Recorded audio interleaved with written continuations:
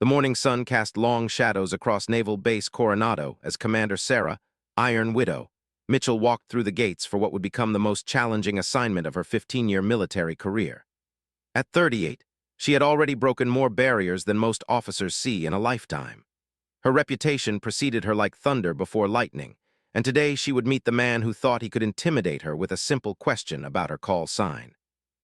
Admiral James Harrison stood 6 feet 4 inches tall, his chest decorated with ribbons that told stories of classified operations across 3 continents. He had earned his position through decades of leading the most elite forces in the United States Navy. His office overlooked the Pacific Ocean, where he had once commanded SEAL teams through missions that never made the evening news. Today, he was expecting to meet the new liaison officer, who would be coordinating joint operations between Naval Special Warfare Command and the Pentagon's newest intelligence initiative.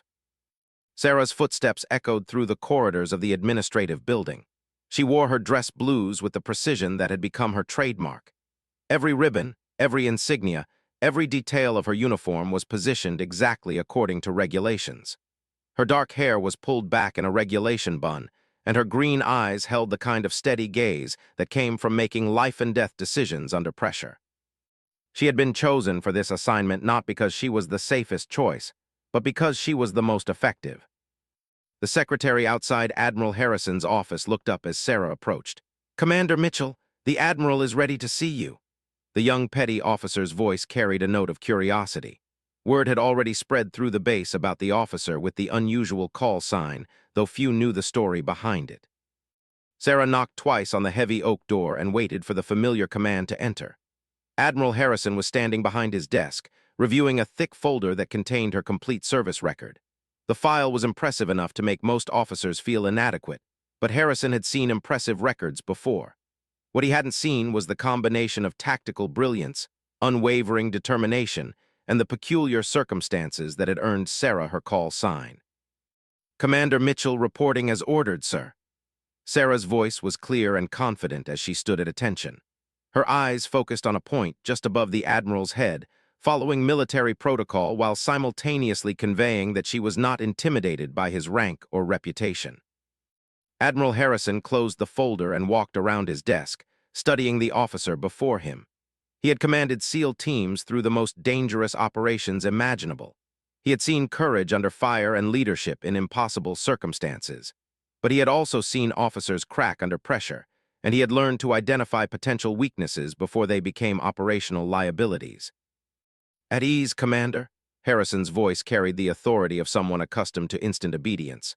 "I've been reading your file. Impressive record. Afghanistan, Iraq, Syria. You've been places most people can't find on a map and done things most people can't imagine." He paused, letting his words settle in the room. "But I have to admit I'm curious about something."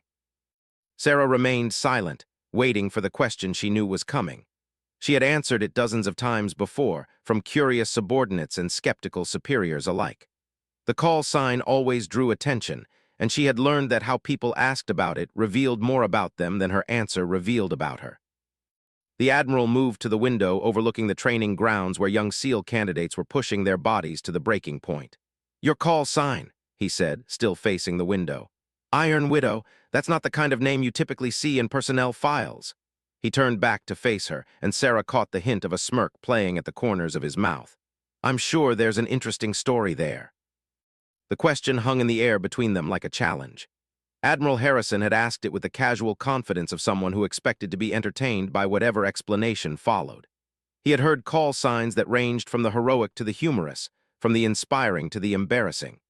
In his experience, most call signs came with stories that revealed either exceptional competence or spectacular failure.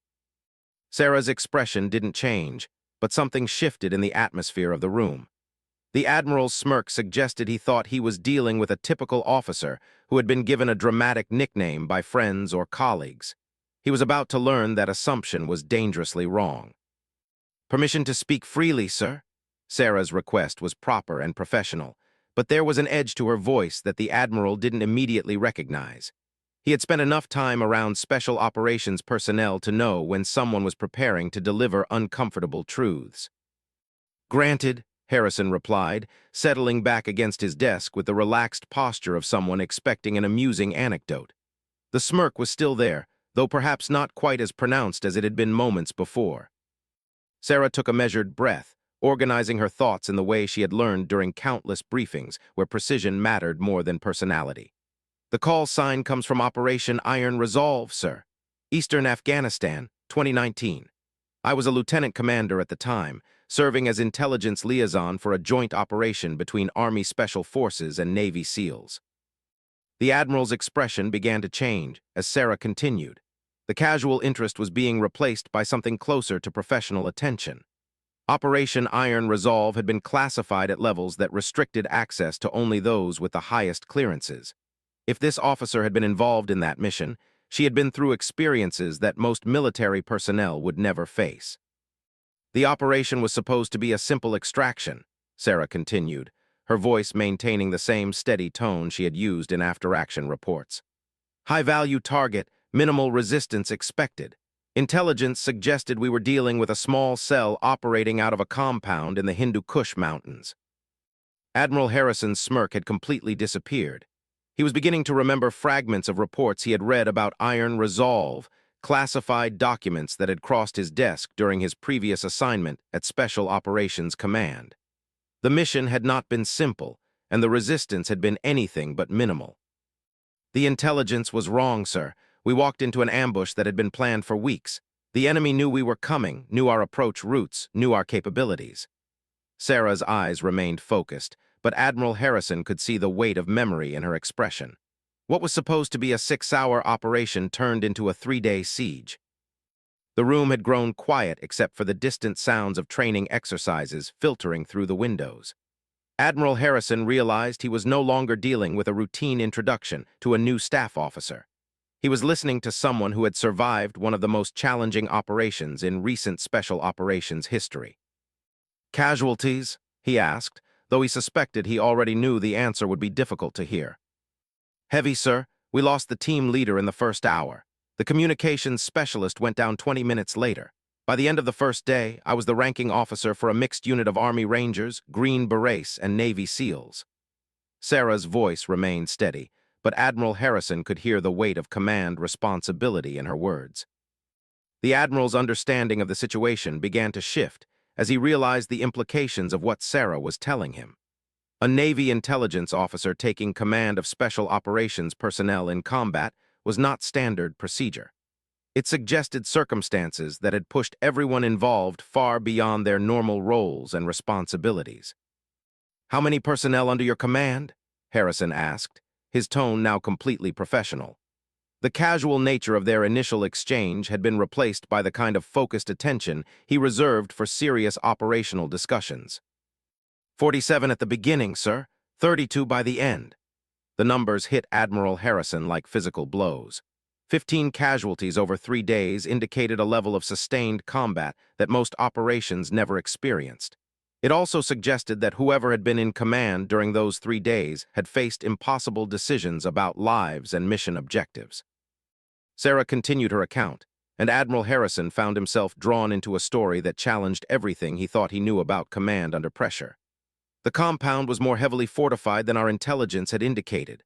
Multiple defensive positions, interlocking fields of fire, and at least twice as many enemy combatants as expected. We were pinned down with limited ammunition, no immediate possibility of extraction, and casualties mounting by the hour. The Admiral moved away from the window and took a seat behind his desk, gesturing for Sarah to sit as well. This was no longer a casual introduction between officers. This was a professional briefing about one of the most challenging combat operations he had heard described in years of classified discussions. Standard procedure would have been to request immediate extraction and abort the mission, Admiral Harrison observed, though his tone suggested he already knew that standard procedure had not been followed. Yes, sir, but extraction wasn't possible with the weather conditions and enemy positions. We were committed to the compound until the situation changed. Sarah's matter-of-fact delivery made the desperate circumstances sound like routine logistics challenges. The team was looking to me for decisions about ammunition conservation, casualty evacuation priorities, and defensive positioning. Admiral Harrison leaned forward, his full attention now focused on the officer sitting across from his desk. He was beginning to understand why Sarah's service record had caught the attention of senior Pentagon officials. Combat leadership under impossible circumstances was rare, and effective combat leadership in those situations was almost unheard of. What happened next, Commander? The question was no longer casual curiosity. Admiral Harrison genuinely wanted to understand how a Navy intelligence officer had managed to keep a mixed special operations unit intact through 3 days of sustained combat. Sarah's answer would reveal why her call sign had nothing to do with intimidating enemies or impressing colleagues, and everything to do with the kind of leadership that emerges only when everything else has failed. The second day of Operation Iron Resolve began with incoming mortar fire at dawn. Sarah had positioned the remaining 39 members of the combined unit in defensive positions throughout the compound, using every piece of cover available while conserving ammunition that was running dangerously low. The enemy had surrounded their position during the night, cutting off any possibility of movement beyond the compound walls. "Ma'am, we've got movement on the eastern ridge." Staff Sergeant Rodriguez, a Green Beret with 12 years of combat experience, pointed toward the mountainous terrain that overlooked their position. Through binoculars, Sarah could see enemy fighters moving equipment that looked suspiciously like heavy weapons. The tactical situation was deteriorating faster than she had hoped. Admiral Harrison listened intently as Sarah described the impossible decisions she had faced during those critical hours.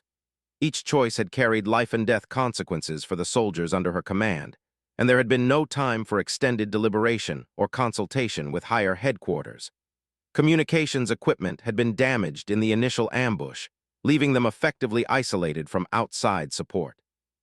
"The enemy was using tactics we hadn't expected," Sarah continued. "They weren't trying to overrun our position with direct assault. Instead, they were systematically destroying our defensive capabilities while cutting off any possibility of escape or resupply. It was a siege designed to force us into surrender or elimination." Admiral Harrison nodded grimly. He had studied similar tactics used by insurgent forces across multiple theaters of operation. The strategy was effective precisely because it put conventional forces in an impossible position between maintaining their defensive posture and taking aggressive action to break the siege. Most unit commanders faced with such circumstances struggled to adapt quickly enough to prevent catastrophic losses. "What was your assessment of available options?" Harrison asked, falling into the rhythm of professional military discussion. He wanted to understand not just what had happened, but how Sarah had approached the decision-making process under extreme pressure. "Limited, sir. We could attempt to break out through the weakest point in their perimeter, but that would mean leaving our wounded behind and fighting through unknown terrain with insufficient ammunition. We could maintain our defensive position and hope for extraction, but weather conditions made helicopter operations impossible for at least 48 hours. Sarah paused, gathering her thoughts before continuing. "Or we could take offensive action to disrupt their siege capabilities and create opportunities for a more favorable tactical situation." Admiral Harrison realized that the third option represented the kind of aggressive thinking that separated exceptional leaders from competent managers. Taking offensive action while surrounded and outnumbered required not only tactical skill, but also the kind of personal courage that inspired others to follow orders that seemed impossible to execute successfully. "I chose the third option, sir, but implementing it required convincing 39 Special Operations personnel to trust my judgment about tactics they hadn't trained for under circumstances none of us had experienced before." Sarah's honesty about the leadership challenges impressed Admiral Harrison more than any recitation of tactical details could have. The decision to go on the offensive had not been popular with everyone under Sarah's command. Master Chief Petty Officer Thompson, a SEAL with 15 years of experience, had privately questioned whether a Navy intelligence officer had sufficient combat experience to lead such a high-risk operation. His doubts had been shared by several other senior enlisted personnel who had never served under naval command in ground combat situations. "How did you handle the resistance to your leadership?" Admiral Harrison asked. He had seen promising officers fail under pressure not because they lacked tactical skills, but because they couldn't maintain unit cohesion when subordinates questioned their authority or competence. "I called a meeting with the senior enlisted personnel and laid out the tactical situation as clearly as possible," Sarah replied. I explained my reasoning for choosing offensive action, acknowledged their concerns about my combat experience, and asked for their input on implementation details. Then I made it clear that regardless of their personal opinions about my qualifications, I was the ranking officer, and we were going to execute the plan. Admiral Harrison appreciated the directness of Sarah's approach. Effective military leadership often required balancing democratic input with autocratic decision-making, especially in combat situations where time constraints prevented extended discussion. The fact that Sarah had acknowledged doubts about her experience while maintaining command authority suggested a level of emotional intelligence that many officers struggled to develop. The plan Sarah had developed involved a coordinated night attack on 3 separate enemy positions.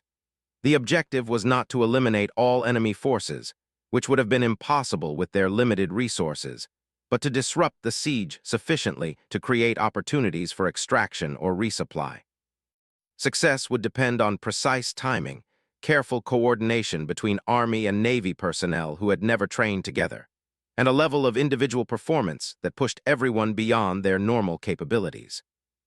The attack began at 200 hours, Sarah continued. 3 teams, each with mixed Army and Navy personnel, moving simultaneously against targets that had been identified through surveillance during the previous day. The objective was to destroy their heavy weapons positions and create enough confusion to break the coordination of their siege. Admiral Harrison could visualize the complexity of coordinating such an operation under combat conditions. Night attacks required exceptional communication discipline and precise timing to prevent friendly fire incidents. Managing that level of coordination with personnel from different branches who had never worked together represented a significant leadership challenge even under ideal training conditions. Casualties during the attack? Harrison asked, though he suspected the answer would reveal both the success and the cost of Sarah's aggressive tactics. 2 wounded, no killed in action during the initial assault, Sarah replied. But the enemy response was immediate and intense. They had reserve forces we hadn't identified, and they coordinated their counterattack more effectively than we had anticipated. The counterattack had begun within 30 minutes of the initial assault. Enemy forces had moved quickly to surround each of the 3 attacking teams, using pre-positioned weapons and communications that suggested a level of tactical sophistication that exceeded intelligence estimates. What had been planned as a coordinated strike became 3 separate battles for survival. Team Alpha, led by Sergeant First Class Williams, was cut off approximately 400 meters from the compound. They had successfully destroyed their target, but enemy forces had moved to block their withdrawal route.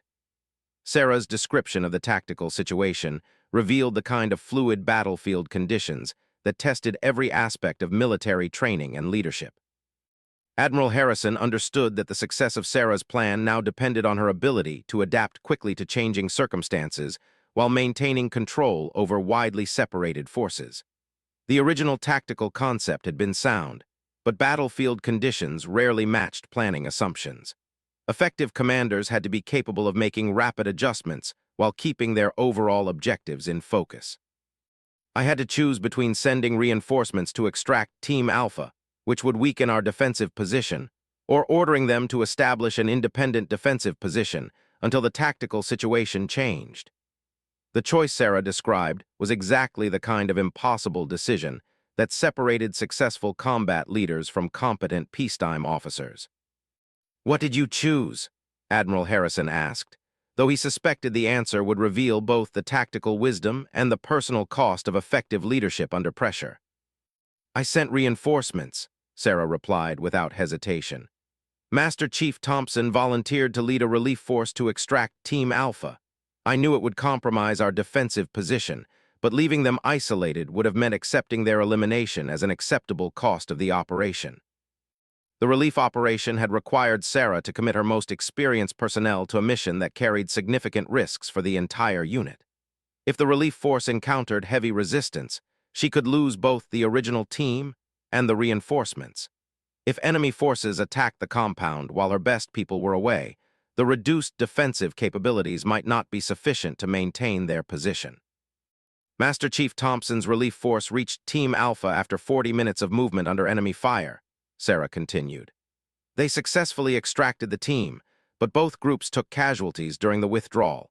By dawn on the third day, we had 32 personnel remaining, wounded soldiers who needed medical attention we couldn't provide, and an enemy force that was demonstrating capabilities we hadn't anticipated.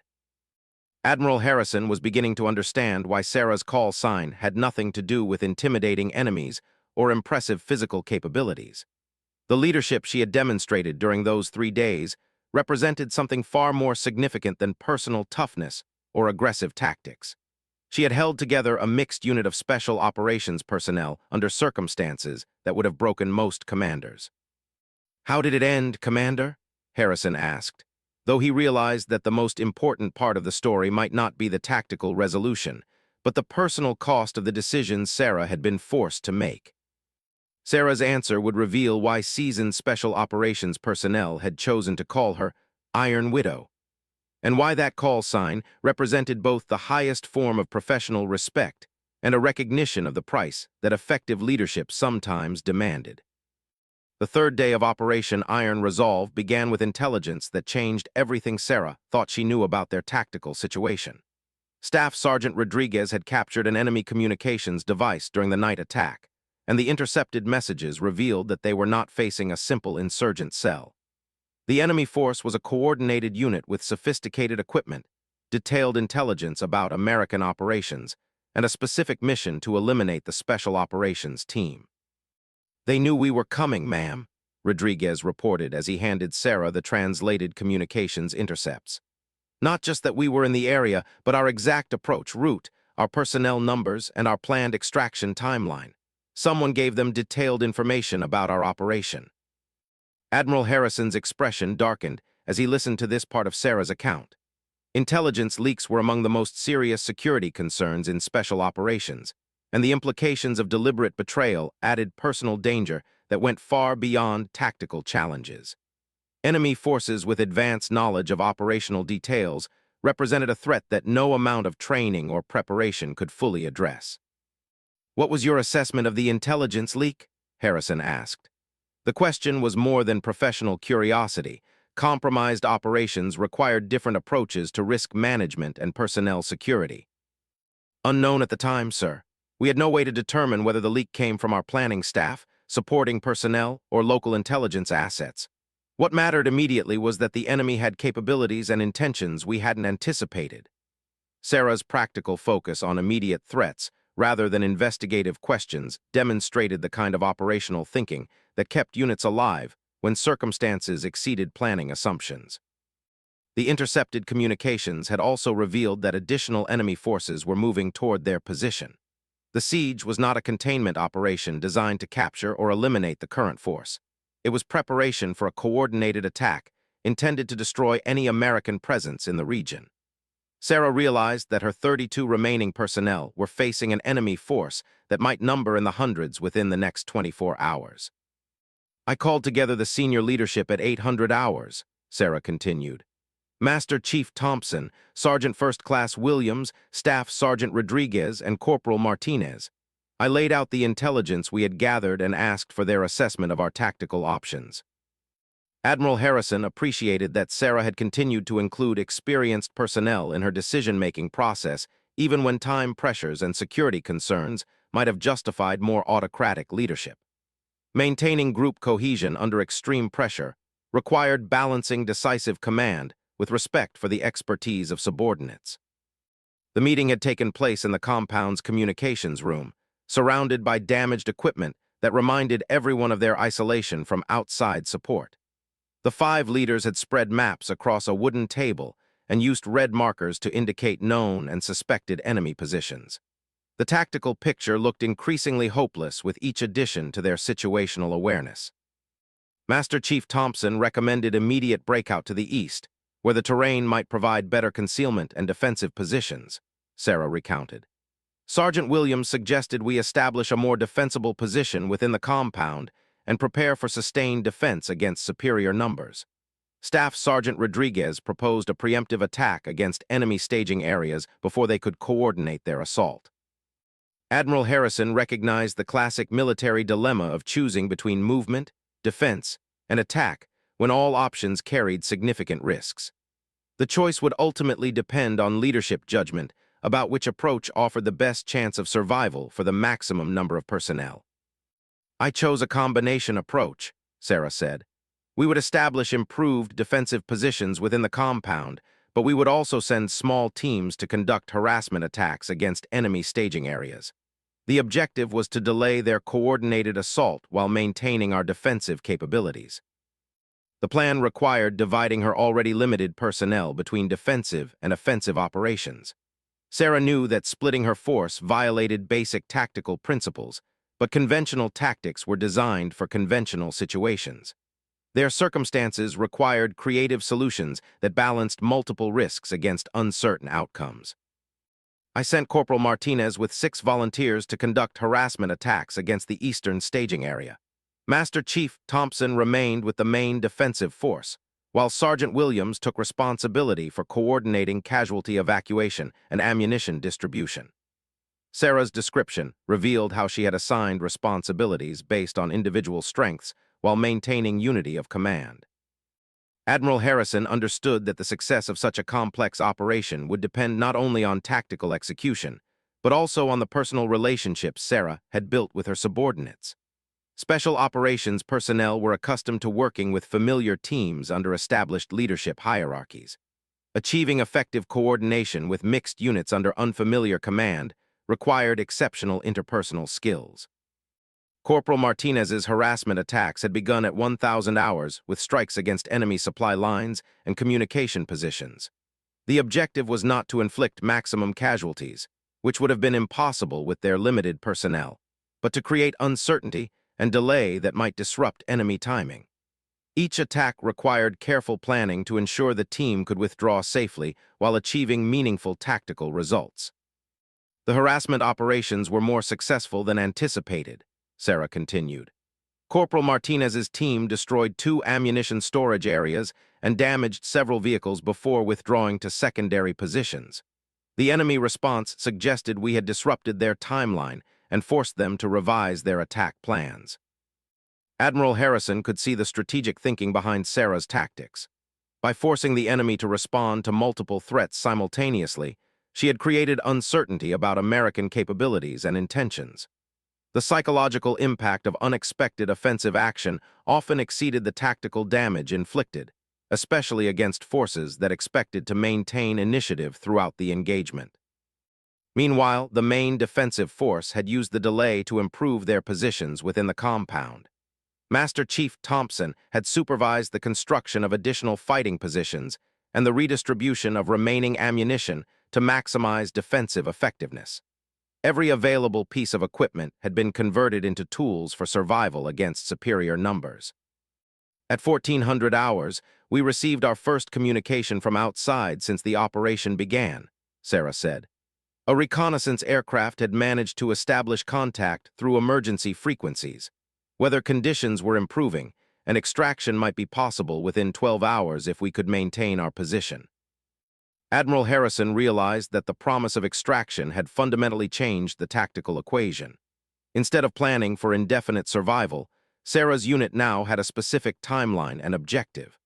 But 12 hours represented a significant period to defend against an enemy force that was demonstrating increasing sophistication and determination. The enemy seemed to recognize that extraction was becoming possible, Sarah continued. Their attacks increased in intensity and coordination throughout the afternoon. By 1600 hours, we were under continuous fire from multiple directions, and our ammunition supplies were reaching critical levels. The final phase of the siege had begun with concentrated mortar attacks, designed to suppress American defensive positions, while enemy forces moved closer to assault range. Sarah realized that her tactical options were narrowing to a choice between maintaining defensive positions that might not survive concentrated assault, or taking aggressive action that might prevent the enemy from achieving sufficient coordination for their final attack. I made the decision to commit our entire force to a coordinated breakout attack, Sarah said. The objective was not to eliminate enemy resistance, but to disrupt their positioning sufficiently to create opportunities for helicopter extraction. Admiral Harrison understood that Sarah's final tactical decision represented the kind of all-or-nothing choice that defined careers and determined whether personnel returned home alive. Success would require perfect execution under maximum pressure, while failure would likely result in the elimination of the entire unit. "What happened during the breakout?" Harrison asked, though he suspected the answer would reveal both the cost of Sarah's leadership and the reason her call sign carried such weight among special operations personnel. Sarah's response would complete the picture of why experienced warriors had chosen to honor her with a call sign that reflected not just tactical competence, but the personal sacrifice that effective leadership sometimes demanded from those who accepted responsibility for others' lives. The breakout began at 17:30 hours with a coordinated assault against 3 separate enemy positions simultaneously. Sarah had divided her 32 remaining personnel into teams based not on branch affiliation, but on complementary skills and demonstrated effectiveness under pressure. Every person understood that success depended on precise timing and individual initiative when circumstances exceeded planning assumptions. Team Alpha, led by Master Chief Thompson, attacked the northern position where enemy forces had established their heaviest weapons. Team Bravo, under Sergeant Williams, struck the eastern staging area to prevent enemy reinforcements from responding to our main assault. I led Team Charlie against the western communications hub that was coordinating their siege operations, Sarah explained to Admiral Harrison. The Admiral could visualize the complexity of managing 3 simultaneous attacks while maintaining command authority over the entire operation. Sarah had placed herself in the most dangerous position, leading the assault against the enemy's command and control center while trusting her subordinates to execute their missions without direct supervision. The initial assault achieved complete tactical surprise, Sarah continued. Enemy forces had positioned themselves for defensive operations against a besieged force, not coordinated offensive action by personnel they assumed were demoralized and depleted. We destroyed their communications equipment, eliminated their heavy weapons positions, and created a gap in their perimeter large enough for helicopter extraction.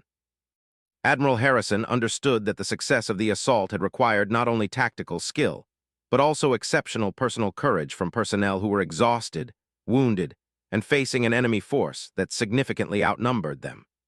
The fact that all 3 teams had achieved their objectives simultaneously suggested leadership and coordination that exceeded normal military standards. "Casualties during the breakout?" Harrison asked, though he suspected the answer would reveal the cost of the tactical success Sarah had achieved. 7 wounded, including Master Chief Thompson, who took shrapnel from a grenade explosion while destroying the heavy weapons position. But no killed in action during the assault itself, Sarah replied. The enemy response was immediate but uncoordinated. We had disrupted their command structure sufficiently to prevent effective pursuit during our withdrawal to the extraction zone. Admiral Harrison realized that the tactical victory had come at a significant personal cost for the personnel involved. 7 additional wounded soldiers meant that nearly half of Sarah's remaining force was now dealing with injuries that required immediate medical attention.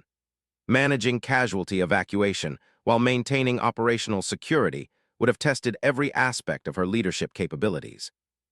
The extraction zone was located approximately 800 meters from the compound, across terrain that provided minimal cover and required movement under potential enemy observation. Sarah had to coordinate the movement of 32 personnel, including 14 wounded soldiers, while maintaining defensive security against pursuit by enemy forces who were demonstrating remarkable resilience and determination. We established a defensive perimeter around the extraction zone at 18:15 hours, Sarah continued. The wounded were positioned in the center with the most mobile personnel forming concentric defensive rings. Communications with the extraction aircraft had been re-established, and we were given an estimated arrival time of 1900 hours. Admiral Harrison could imagine the tension of waiting for extraction while surrounded by enemy forces that had demonstrated sophisticated tactics and superior numbers throughout the operation. The 45-minute window between establishing the perimeter and aircraft arrival represented maximum vulnerability for personnel who had been under continuous combat stress for 3 days. At 18:30 hours, we came under indirect fire from mortars positioned beyond our range of response, Sarah said. The enemy had reorganized more quickly than anticipated, and was attempting to disrupt our extraction by targeting the landing zone with indirect fire. The mortar attacks represented exactly the kind of tactical adaptation that made enemy forces dangerous opponents rather than simple insurgent groups.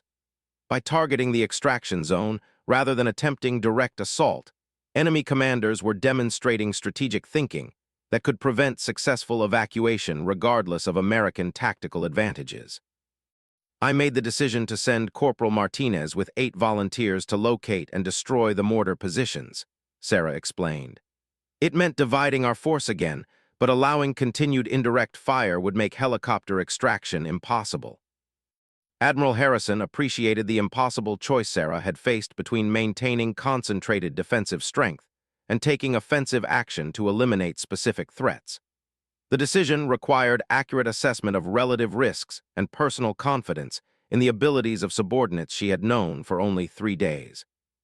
Corporal Martinez's assault team had moved quickly across difficult terrain under enemy observation to reach positions where mortar fire was originating.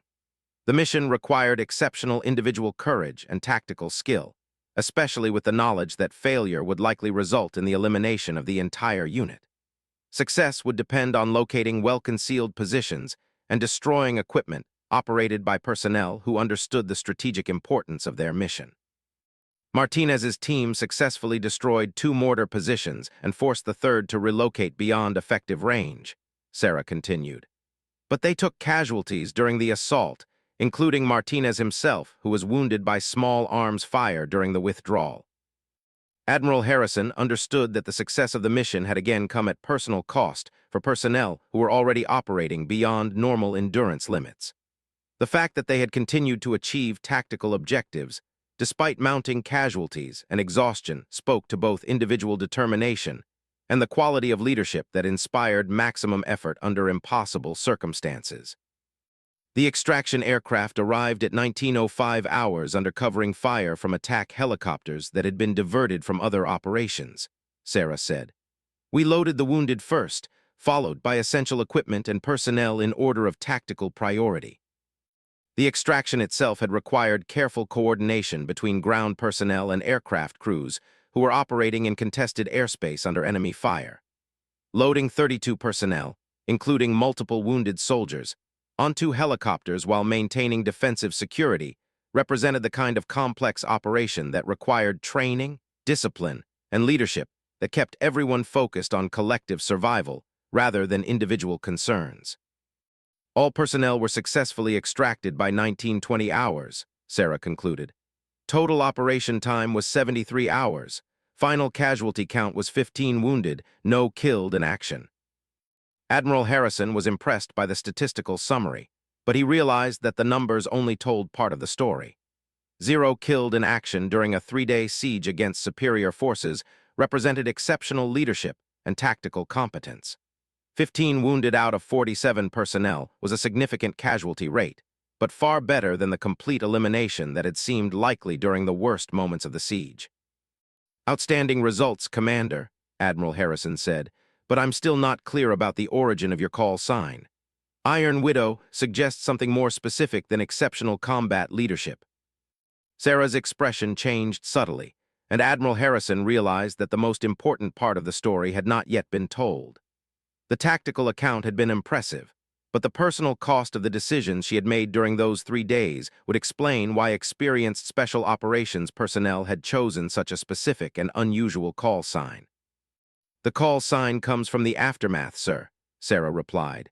From the personal relationships that were lost because of the decisions I made during the operation. Admiral Harrison understood that he was about to hear the part of the story that explained why exceptional military leadership often carried costs that extended far beyond the immediate tactical situation. The widow, part of Sarah's call sign, would reveal sacrifices that had nothing to do with enemy action and everything to do with the personal price of effective command under impossible circumstances. The personal cost of Operation Iron Resolve became apparent during the weeks following successful extraction. Sarah had returned to base expecting recognition for tactical success and the satisfaction of bringing her personnel home alive. Instead, she discovered that effective leadership under extreme pressure had created consequences she had not anticipated and relationships that would never recover from the decisions she had been forced to make. Master Chief Thompson never spoke to me again after we returned, Sarah told Admiral Harrison. During the operation, he had followed my orders without question and demonstrated exceptional courage under fire. But afterward, he requested transfer to a different command and made it clear that he considered my leadership decisions during the siege to be unnecessarily aggressive and costly. Admiral Harrison understood that Thompson's reaction represented more than personal disagreement about tactical choices. Experienced special operations personnel developed strong opinions about leadership styles, and they had little tolerance for commanders who achieved mission success through methods they considered questionable. The fact that Thompson had requested transfer suggested fundamental concerns about Sarah's approach to command responsibility. "What was his specific objection to your leadership?" Harrison asked. He wanted to understand whether Thompson's reaction reflected legitimate professional concerns or personal conflicts that sometimes emerged after high-stress operations. He believed that my decision to send reinforcements to extract Team Alpha had unnecessarily endangered the entire unit, Sarah replied. From his perspective, acceptable losses during combat included personnel who became isolated during tactical operations. He thought I had compromised overall mission success by refusing to accept the elimination of Team Alpha as an unavoidable cost. Admiral Harrison recognized the fundamental philosophical difference about military leadership that Sarah was describing. Some commanders prioritized mission accomplishment above all other considerations, accepting personnel losses as necessary sacrifices for operational objectives. Other leaders placed maximum emphasis on bringing their people home alive, even when that approach involved additional tactical risks. Thompson's position was not unreasonable from a purely tactical perspective, Sarah continued. Military doctrine generally supports concentrating force rather than dividing resources to achieve secondary objectives. My decision to send reinforcements violated standard tactical principles and placed the entire unit at risk to save 8 personnel who had become isolated. Admiral Harrison appreciated Sarah's willingness to acknowledge legitimate aspects of Thompson's criticism. Effective military leaders had to be capable of objective self-assessment, especially when their decisions resulted in personal or professional conflicts with subordinates whose opinions they respected. But I made the decision based on my assessment of unit morale and long-term effectiveness, Sarah explained. Abandoning Team Alpha would have demonstrated that I considered some personnel expendable under pressure. I believed that would have undermined trust and cohesion among the remaining forces when we needed maximum individual effort to survive. The philosophical difference between Sarah and Thompson reflected broader debates within military leadership about the relationship between mission accomplishment and personnel welfare. Both approaches had historical precedent and theoretical justification, but individual commanders had to make specific choices under circumstances that did not allow extended deliberation or compromise solutions. Thompson wasn't the only person who had concerns about your leadership approach, Admiral Harrison asked, though he suspected that one senior enlisted person's objection would have influenced others within the unit. Sergeant Williams agreed with Thompson's assessment, Sarah replied. He believed that my decisions had been influenced by emotional considerations rather than tactical logic. From his perspective, effective combat leadership required accepting casualties as necessary costs when they served larger operational objectives. Admiral Harrison understood that criticism from 2 senior enlisted personnel represented a significant leadership challenge for any officer.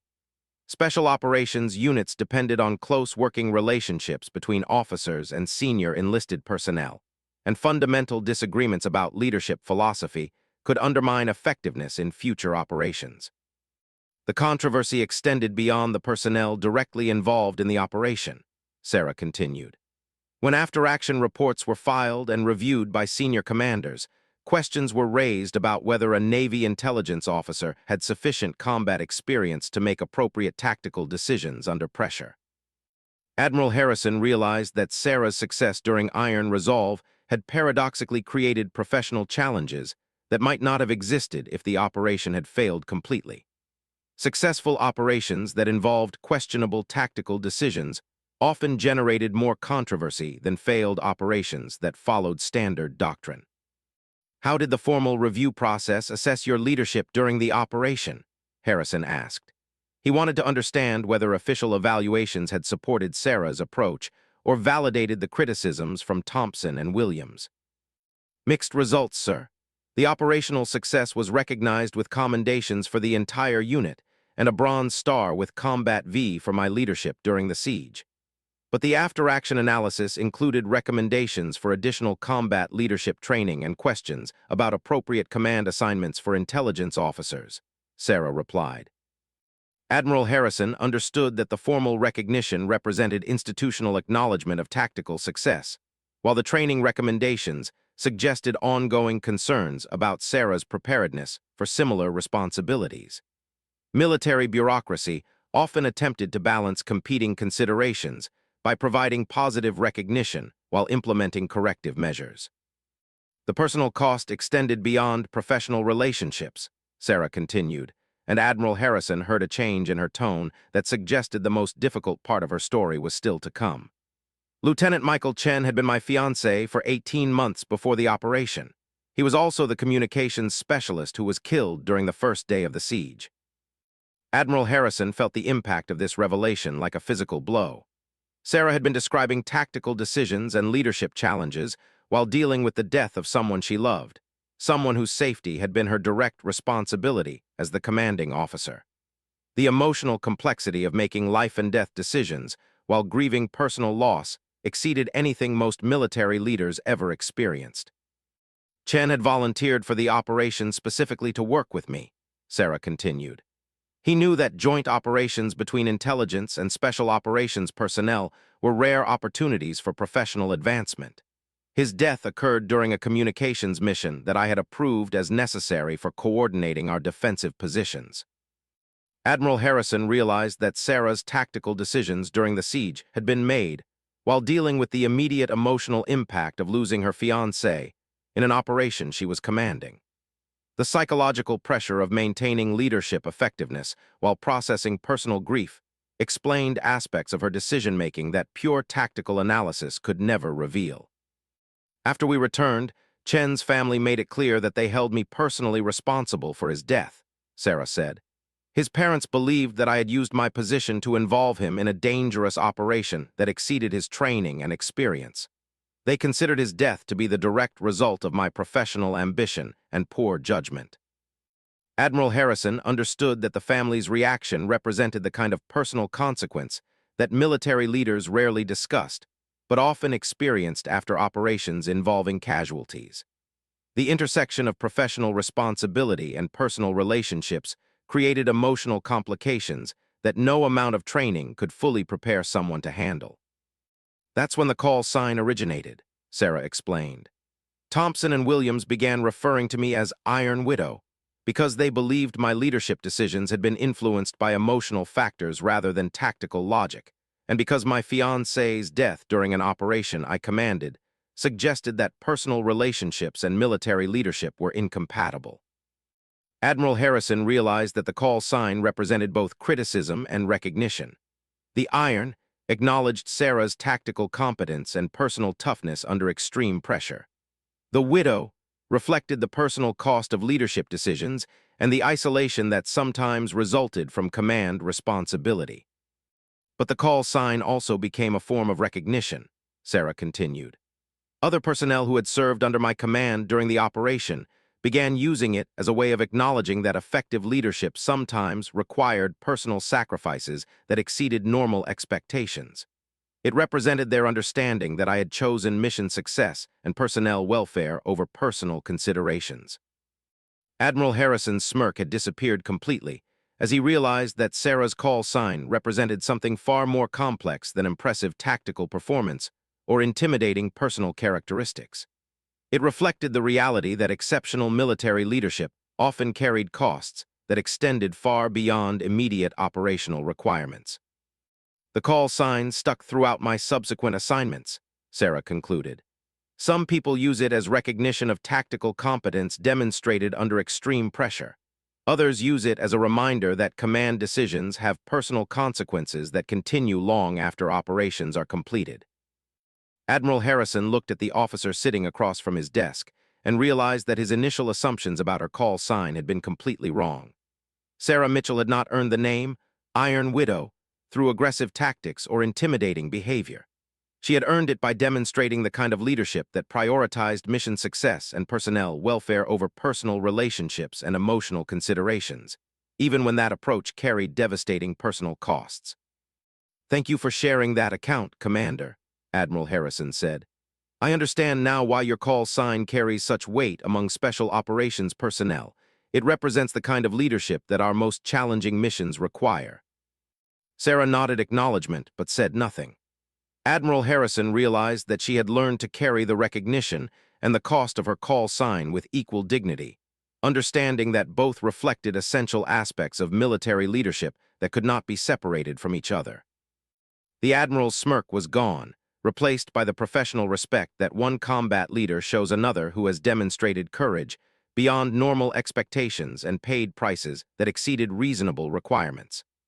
Sarah Iron Widow Mitchell had earned her call sign through experiences that most officers would never face and personal sacrifices that few would be willing to make.